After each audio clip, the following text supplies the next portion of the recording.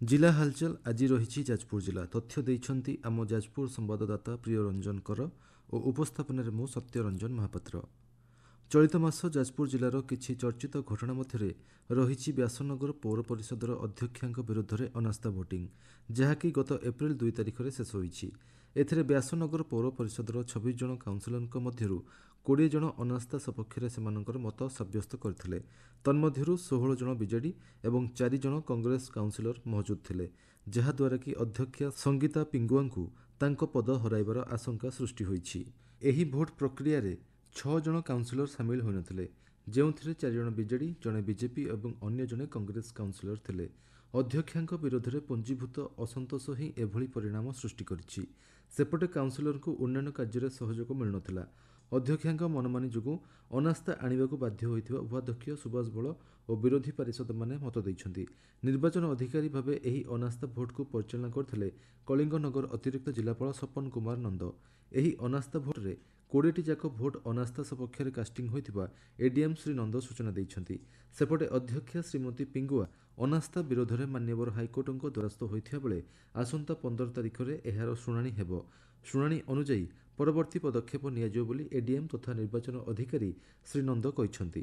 आमर जेहेतु 26 जन काउंसिलर थिले 26 रु 2/3 मेजोरिटी जदि प्रेजेंट रहिबे ताहले सेटा कोरम हला बोली धरा जीवो।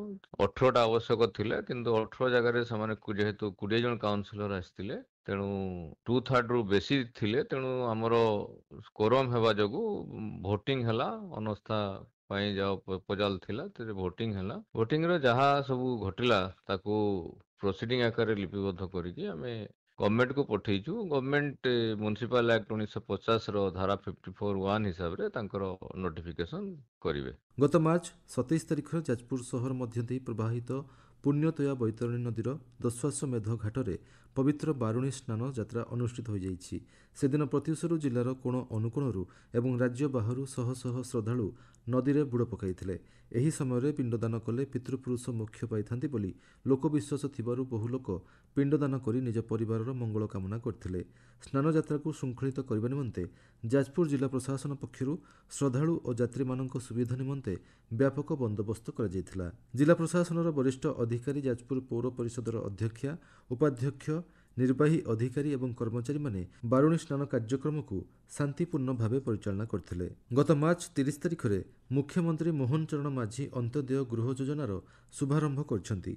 एही क्रम में जाजपुर जिलार नरसिंह चौधरी स्वयं शासित महाविद्यालय आभासी माध्यम एही कार्यक्रम शुभारंभ होईछि। राज्य समवाय हस्ततंत्र बयन और हस्तशिल्प मंत्री प्रदीप बलसामंत एही कार्यक्रम में मुख्य अतिथि भावे जोग देइथिले।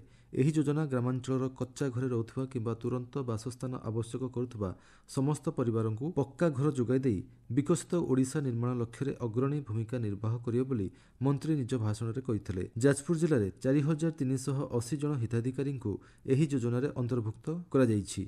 सेदिन 10टी ब्लॉकर 3321 जन हिताधिकारी को कार्यादेश प्रदान कर 1993 मसीहा एप्रिल 1 तारिख में अविभक्त कटक जिलूर अलग हो जाजपुर एक स्वतंत्र जिलार मान्यता पाइथिला।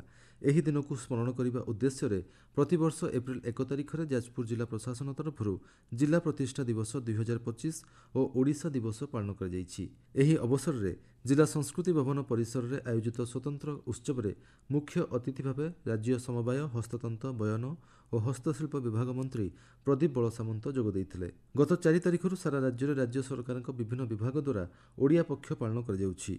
महाविषुव संक्रांति तथा एप्रिल 14 तारिख पर्यंत यह जारी रहिबो। एही क्रम में श्रम विभाग पक्षरु जाजपुर जिले में दुकान और वाणिज्यिक प्रतिष्ठान गुड़िकरे ओडिया स्पष्ट भावे नामफलक लेखिबा संबंधी एक सचेतनता पदयात्रा तथा शोभायात्रा अनुष्ठित हो जाइछि। एही सचेतनता पदयात्रा को जिलापाल पी अन्वेषा रेड्डी निर्देश में कलिंगनगर अतिरिक्त जिलापाल सपन कुमार नंद पताका देखाई शुभारंभ करथिले। जिला हालचाल आज पई एतिकी। आसंता काली जिला हालचाल रे सुनिबे झारसुगुड़ा जिला संपर्क रे।